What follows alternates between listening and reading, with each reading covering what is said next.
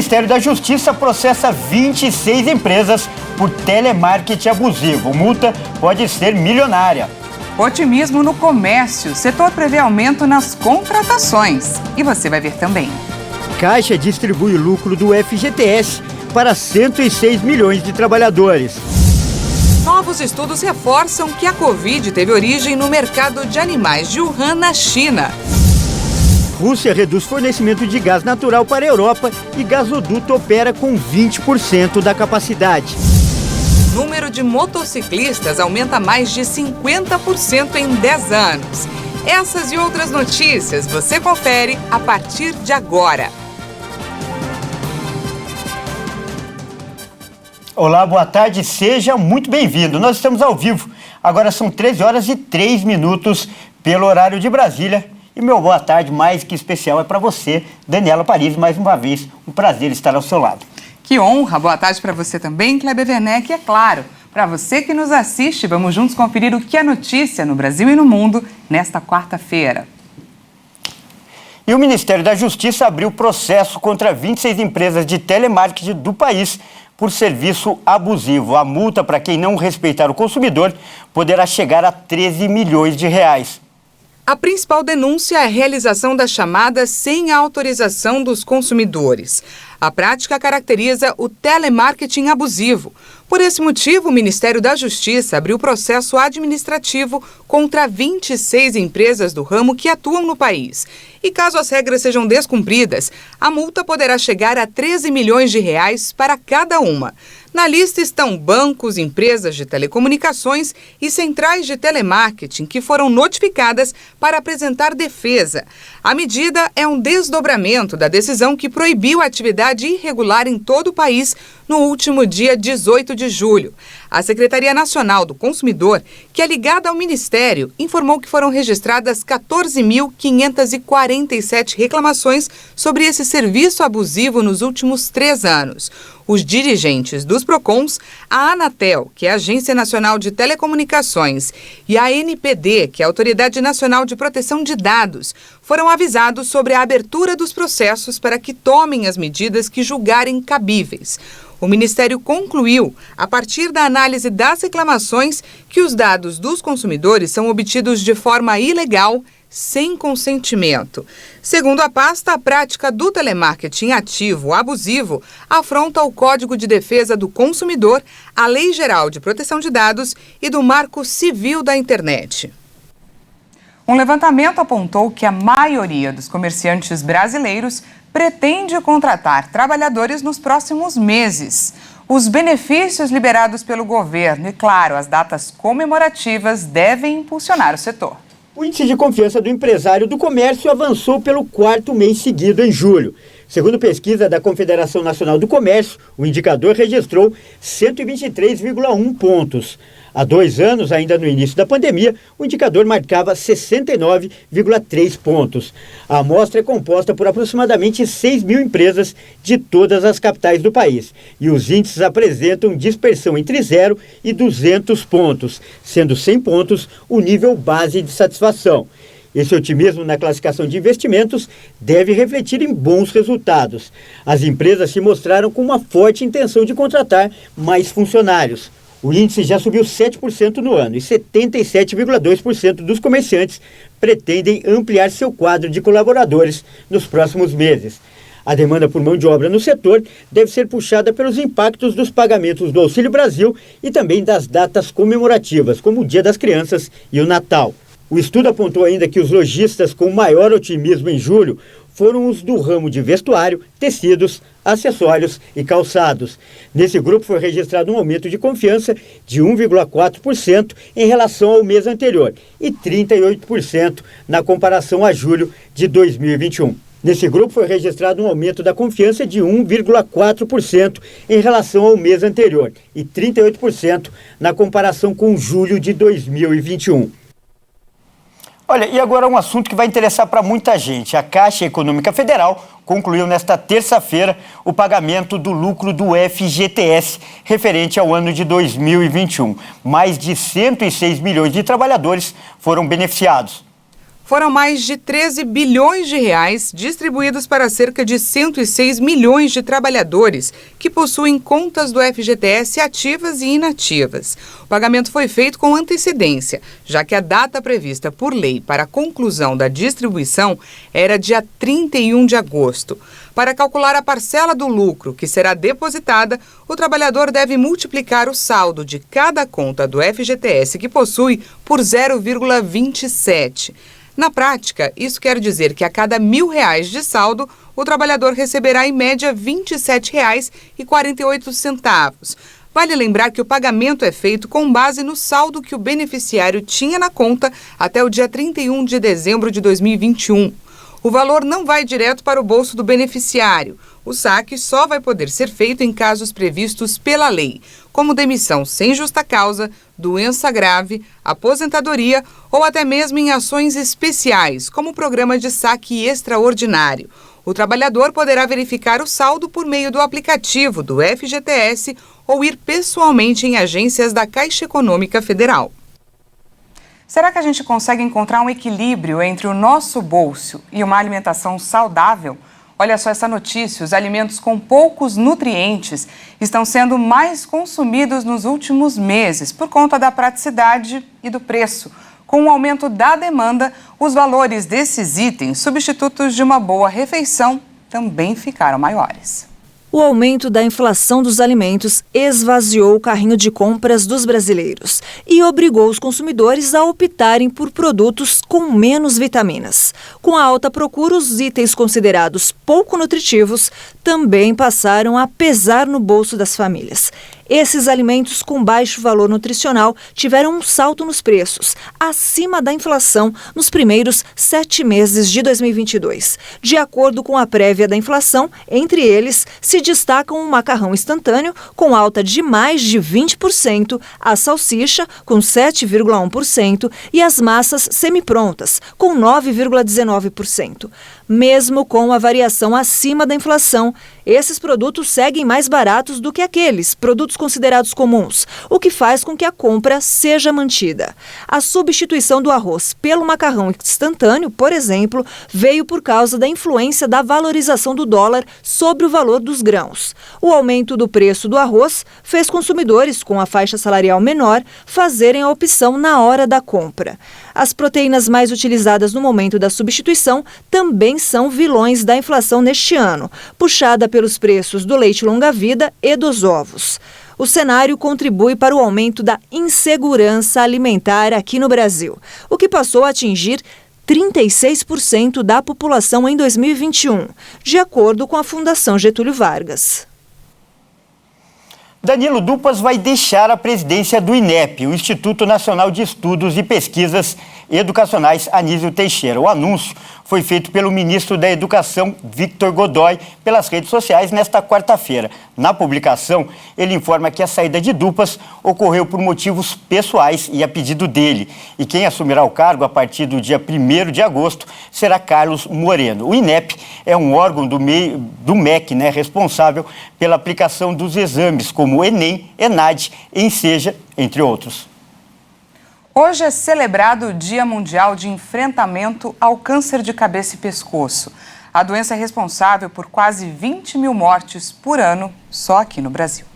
O câncer de cabeça e pescoço é um termo genérico que se refere a uma série de tumores malignos que podem aparecer em regiões como a boca, laringe, nariz, pescoço e tireoide. Os sintomas desse tipo de câncer podem incluir o aparecimento de um nódulo, feridas que não cicatrizam, dores de garganta, dificuldade para engolir e alterações na voz ou rouquidão. Esses sintomas também podem ser causados por outras condições clínicas, mas quando duram mais de 21 dias, já são considerados sinais de alerta.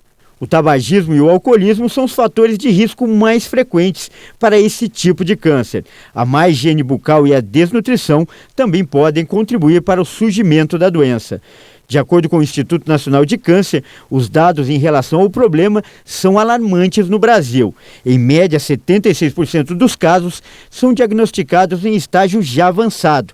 E isso dificulta o tratamento, além de aumentar a taxa de mortalidade do paciente.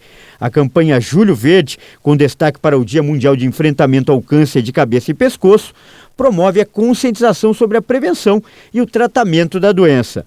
O mês é celebrado pelo INCA desde 2016 e conta com o apoio da Organização Mundial da Saúde e da União Internacional para o Controle de Câncer. Sábado você confere uma entrevista especial com Cássio Trindade, que é médico radio-oncologista, sobre o Júlio Verde, na edição das 8h30 da manhã. Não perca. A gente fala agora de pandemia. Um imunizante experimental que protege contra todas as variantes da Covid-19 está em estudo nos Estados Unidos. E a estratégia dos cientistas foi criar uma composição que atacasse diretamente a proteína spike, responsável pela entrada do vírus nas células do corpo humano, como nós vamos ver agora nessa reportagem. Pesquisadores da Escola de Medicina da Universidade da Califórnia desenvolveram uma nova composição de imunizante contra a Covid-19 com uma formulação inédita. Em testes com ratos, a substância se mostrou eficaz para a proteção contra todas as variantes da doença e possíveis novas cepas que vierem a existir. O estudo foi publicado na revista PLOS Pathogens. A estratégia dos cientistas foi criar uma substância que atacasse diretamente a proteína spike do SARS-CoV-2, responsável pela entrada do vírus nas células do corpo humano. Até o momento, os pesquisadores afirmam que as vacinas atacam o RNA, liberado pelo vírus após a sua entrada nas células, permitindo a neutralização dos casos graves e desacelerando a pandemia. Mas agora a ideia é atingir o ponto mais eficaz para exterminar o risco do vírus. Os pesquisadores afirmam que o novo coronavírus ainda é uma ameaça global e surgiu então a necessidade de pensar em um imunizante que afete a capacidade do vírus de infectar. Os cientistas trabalham na composição de uma resposta que desarme a capacidade da proteína spike de permitir a entrada do coronavírus nas células. O grupo de pesquisadores também já estuda a possibilidade de um imunizante para ser inalado ou em cápsulas. Novas pesquisas afirmam que animais vendidos no mercado de Wuhan, na China, foram responsáveis pelo início da pandemia de Covid-19, que afetou o mundo todo. Em junho, a Organização Mundial da Saúde recomendou que os cientistas continuassem pesquisando todas as possíveis origens da pandemia de Covid-19, incluindo a teoria de um vazamento de laboratório. Mas 2 estudos recentes, que adotaram abordagens totalmente diferentes, chegaram à mesma conclusão. O mercado de frutos do mar de Huanan, em Wuhan, na China, foi provavelmente o epicentro do coronavírus. Os estudos foram divulgados online em fevereiro, mas agora passaram por revisão e foram publicados nesta terça-feira na revista Science. Em um deles, cientistas de todo o mundo usaram ferramentas de mapeamento e relatórios de mídia social para fazer uma análise espacial e ambiental. Eles sugerem que, embora as circunstâncias exatas permaneçam obscuras, o vírus provavelmente estava presente em animais vivos vendidos no mercado no final de 2019. Os animais foram mantidos próximos e poderiam facilmente ter trocado germes entre si. O estudo, entretanto, não determina quais as espécies poderiam estar doentes. Os pesquisadores indicaram que os primeiros casos de Covid estavam centrados no mercado entre os trabalhadores que vendiam esses animais vivos ou pessoas que faziam compras por lá. Eles acreditam que havia 2 vírus separados circulando nos animais que se espalharam para as pessoas. E a seguir, Rússia reduz o fornecimento de gás para a Europa. E você vai ver também, hoje é o dia do motociclista e é cada vez maior o número de pessoas no Brasil que usam a moto no dia a dia. Nós voltamos daqui a pouquinho, não perca!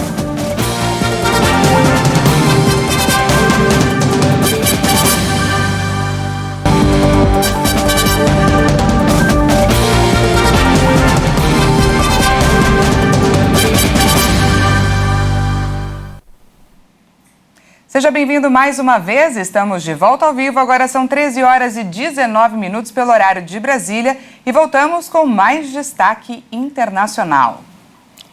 E a Rússia continua reduzindo o fornecimento de gás para a Europa. Nesta quarta-feira, a capacidade caiu para 20%.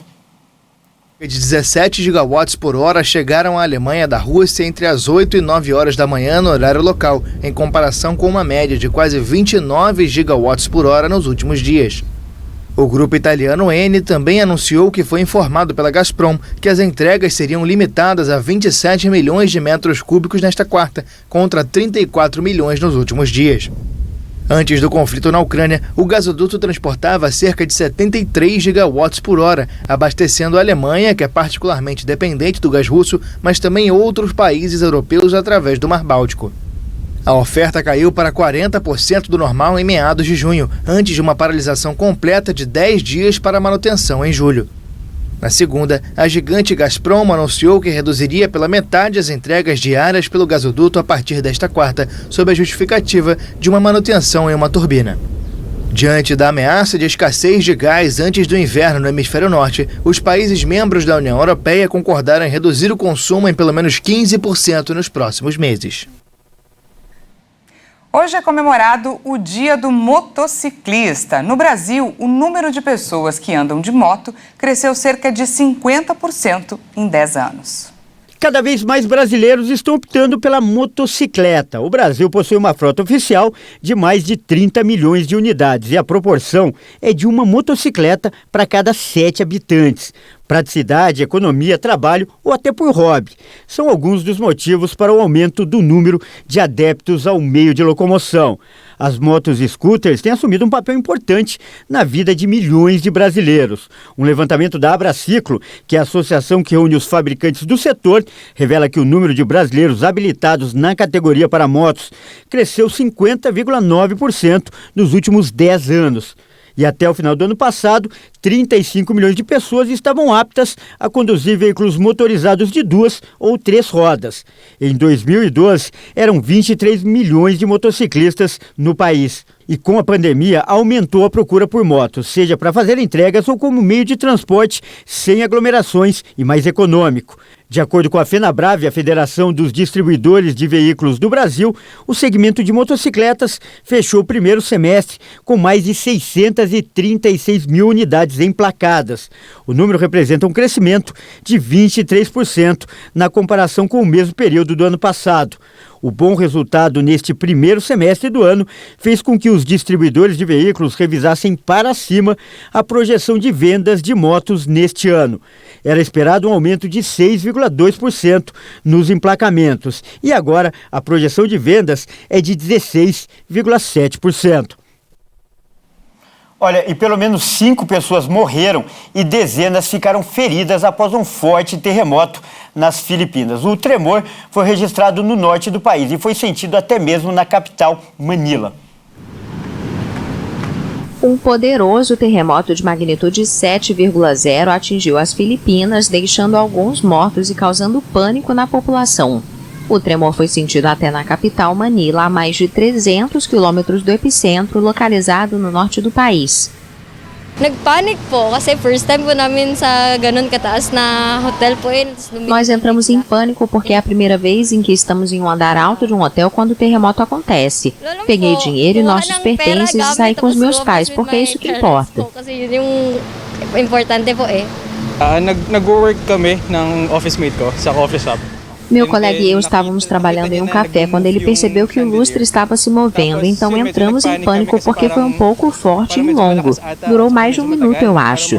Então verificamos se as pessoas estavam evacuando. Eles não estavam, mas ainda entramos em pânico. De acordo com o Serviço Geológico dos Estados Unidos, o terremoto de pouca profundidade teve seu epicentro na província montanhosa de Abra, na ilha principal de Luzon, às 8h43 no horário local. As mortes ocorreram em decorrência de desabamentos e muitas pessoas ficaram feridas. Foram registrados danos a construções e prédios históricos. As Filipinas são frequentemente atingidas por terremotos devido à sua localização no Anel de Fogo do Pacífico, um arco de intensa atividade sísmica que se estende do Japão ao Sudeste Asiático e à Bacia do Pacífico. O tremor desta quarta-feira foi o mais forte do país em anos. Olha só, o Reino Unido enfrenta uma greve de trens. Os funcionários lutam por melhores salários em meio a uma grave crise no país. Cerca de 40 mil ferroviários britânicos estão em greve nesta quarta-feira por salários e empregos, um mês após sua maior greve em 30 anos, no auge da crise do poder aquisitivo no Reino Unido. Perante o fracasso após 3 dias de paralisação histórica no final de junho, o Sindicato Ferroviário da RMT convocou uma greve de 24 horas. Eles buscam melhores salários diante da disparada da inflação no país, que pode ultrapassar 11% até o final do ano. A questão terá que ser enfrentada pelo sucessor do primeiro-ministro Boris Johnson, que renunciou em 7 de julho após uma série de escândalos. Devido à greve, apenas 1 em cada 5 trens vai funcionar nesta quarta-feira, em cerca de metade da rede, com algumas áreas sem trens durante todo o dia. A greve também afeta a circulação dos trens Eurostar, causando cancelamentos e alterações de horários. Além desta ação, outras greves estão previstas, além da paralisação no metrô de Londres em agosto. Esta edição fica por aqui. Muito obrigada pela sua companhia. E continue ligado, porque às 13h50 eu volto com mais notícias para você. Até mais. Até mais.